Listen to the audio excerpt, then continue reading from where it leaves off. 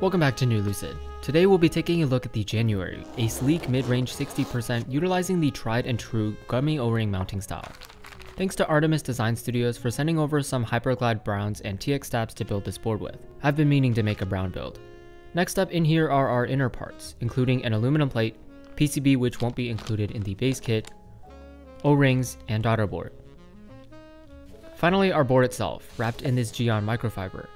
The packaging isn't finalized, so retail units will come in a very different presentation. Here is our board in smoky polycarbonate with a copper bottom weight.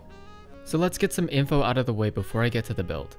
The board doesn't come with a PCB because of the inherent compatibility of most PCBs that are gummy O-ring mounted.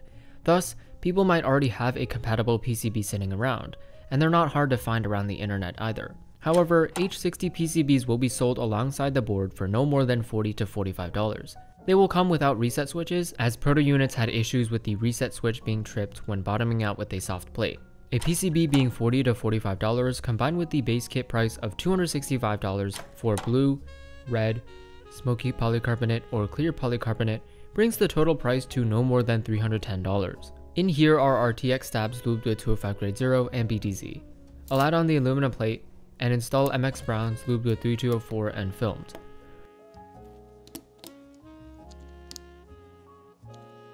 Our PCB is soldered, so let's go ahead and take care of that.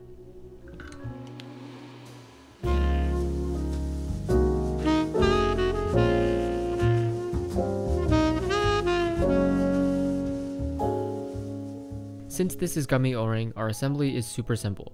I just have to wrap the O-ring around, connect the daughter board, and push the assembly in. Finally, I can install GMK thin caps to finish the build.